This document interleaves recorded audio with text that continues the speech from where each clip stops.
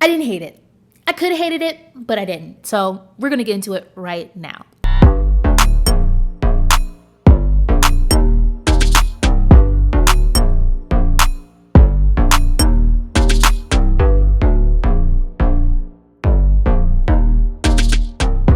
Welcome back to another episode of Wrestle Capsule, where you're going to be getting your weekly dose of pro wrestling talk.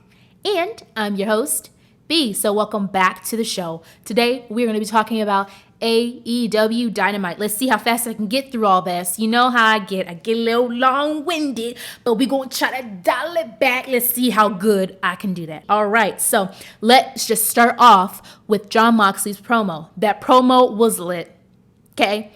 I feel like Moxley did a great job of trying, let me just say this. Let me put the key word in there, trying to make last Wednesday make sense. I feel like Moxley was trying and did a good job at trying to make that make sense. And with Moxley, you give him a mic and he is going to deliver. You put him in the ring, he's going to brawl out. So no disappointments there. It's Jon Moxley. I still see right through and I still call BS, but he did good. He did good. Then he left the ring, and before he left, I believe he left the open contract in the ring. He had already signed it for whoever wanted to have a match for All Out for the AEW Championship. There's their opportunity. And then Ace Steel, one of AEW's coaches, he grabs the contract and goes in the back. I'm just like, what the frick is he doing? So the whole match with Bryan Danielson and Jake Hager, you have two ex-WWE superstars. It's gonna be good. You have Hager being super strong and being super like powerhouse wrestler, and then you have Bryan being his technicalness. I know that's not a word. We're making it a word on Wrestle Capsule today. His technicalness, being such an amazing technical wrestler, you put those two together and you're going to get a good match. So overall, that was enjoyable. Danielson did defeat Hager. I already knew that was going to happen, like Dodoy. But, I mean, it was still good. It was still good. Bone to pick. You ready? This whole tag team match between Toni Storm and Hikaru Shida versus Britt Baker and Jamie Hayter. I know I've seen this before. You've seen this before. As wrestling fans, we see this a lot in WWE where, you know, before pay-per-view, you're going to see the people who are in the match, on the match card for the pay-per-view, in a match on the regular weekly show. Okay. Usually that enhances and gets you more excited about the upcoming pay-per-view. This match did not.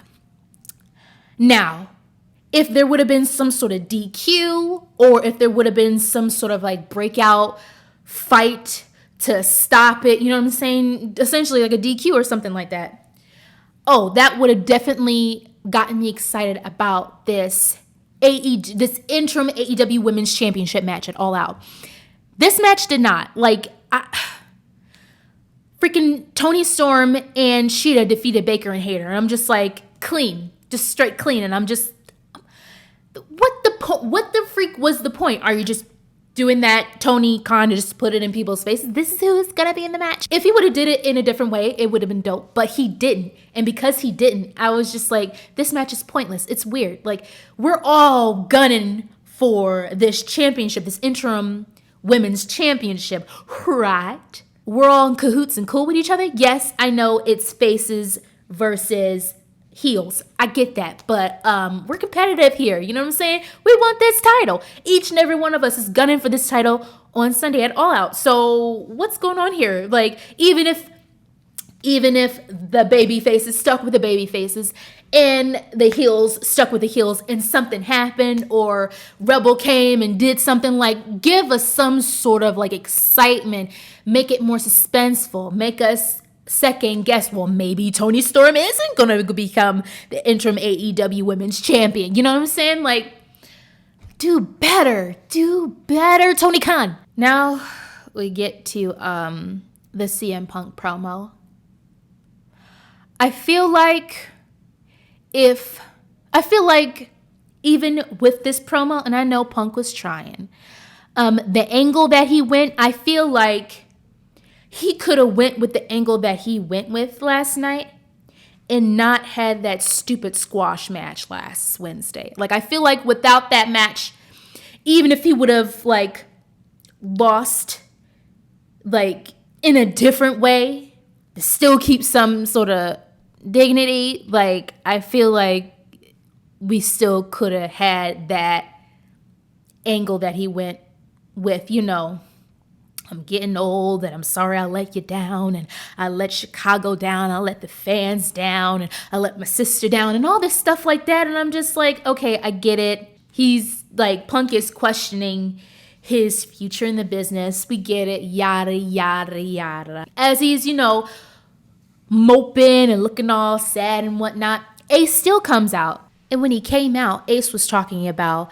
how whatever CM Punk was doing out with his promo, because he interrupted the promo, whatever Punk was doing with the promo, that was not what they discussed in the back. And Ace Steel started talking about the history and how he was a coach for him, and even more than a coach, at their family, all this stuff like that. So I can see that Steel was he was placed in this storyline as the edge of reason to literally smack the sense into CM Punk and then kind of be that catalyst and propel him to want to go after the world championship. And he smacks the shiznit out of him. You better sign this dang contract and get your belt back. So for people who were thinking that there wasn't going to be a Punk and Moxley match at All Out, I'm just going to take the opportunity to say, I told you so. I knew there's some people in my comments on my last Dynamite video, they were just like, I don't think that's going to happen. And I'm just like, yes, it is. Toni was going to do it. CM Punk was going to want it, and Toni was going to do it. I feel like this promo was more for Chicago and less about, like, it was for the Chicago CM Punk fans and less about, you know, CM Punk wrestling fans in general. He was, oh my gosh. I mean, it makes sense. You're in your hometown. You were going to lean on your hometown folk, you know what I'm saying, to get over. I mean, I feel like that would be smart. And he did it, and it worked. Everyone was for him. Everyone was like, yeah, you will get your belt back. Woo! Everyone's so excited. Everyone's pumped. He goes into the crowd with the contract, and he's, you know, with his Chicago fans, and he signs his name on the dotted line, and he's gonna do it. And everyone's just pumped. Everyone's going off in the arena, and I'm just like, Ace still definitely helped that storyline move along. Most definitely. And I feel like that was a great way to put fire in under CM Punk's butt crack. Like, I feel like Punk always needs that pressure in a storyline in order to go off. I feel like we see his best work with promos when he's around somebody who's kind of like fueling the fire, or that pressure, like all that pressure on that rock to make diamonds. Tony Khan can miss me with that squash trio match with FTR and Wardlow versus them jobbers. Like, he can miss me with that. FTR did not need a squash match to advance. Wardlow, as a freaking TNT champion, did not need that match to advance. Like, that was a waste of damn time. Now, that segment between Jungle Boy, JR, and Christian, you guys let me know what you think. That should have been longer. I told you guys before in my previous videos that I feel like that is a storyline, Jungle Boy and Christian. I feel like that storyline should be more highlighted, amped up. Like, that's one of the best storylines that AEW has going for them thus far. And it's long storytelling done right. You know what I'm saying? And I feel like that should have been longer. I feel like that's my only problem with it. That should have been longer. No, I have two problems. That should have been longer, one. And two, I get that JR was like, you guys don't need to be fighting. You guys shouldn't fight. Like, we got to keep this not physical. I get that. And I get out of respect for JR, I guess, to not do that or to mess with the match. But I feel like them sitting there civil like that, I'm not convinced. Even if they didn't hit each other, have any sort of physical contact, if one of them would have got up and got into the face of the other person and they didn't necessarily fight, but it would have been some sort of like escalated, action, I feel like that would have advanced that whole segment. So I feel like that was an opportunity missed. Yo, the last two matches of AEW Dynamite were my favorite matches. They were so dope. Dante versus Wheeler Yuta versus Roosh versus Rey Fenix. Dope. Now, don't get me wrong. I love Wheeler Yuta. Man, he is so good. And I think, he's the Ring of Honor Pure Champion. It would have been cool to see somebody else within that match win, but Toni is trying to build the Ring of Honor belts in AEW. I get that. So it would make sense for him to win, but I mean, hey, I love Dante Martin. I love Rey Fenix. I'm like, Roosh is starting to grow on me more and more. At first, I was just like, what the heck are you doing when he was fighting with Andrade? But he's starting to grow on me more and more. So it would have been cool if any one of those guys would have won that 4-way match. The match that was even better than that was the Trios tournament match for Dynamite. It was the Young Bucks and Kenny Omega versus Will Ospreay.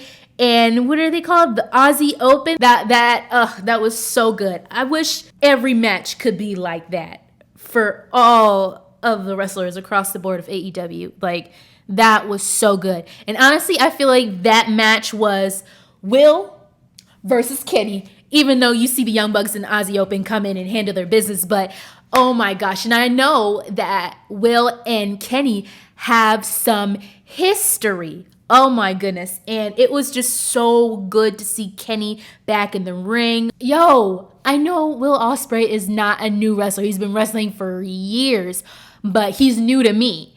And he's my new favorite wrestler. He really is. He is so good. He is so good. Seeing Kenny and Will, they bring out the craziness in one another. It is so dope. Like, oh my gosh. I can't say enough how enjoyable that match was for me. Obviously, the Elite one versus the United Empire, and I'm thoroughly okay with it.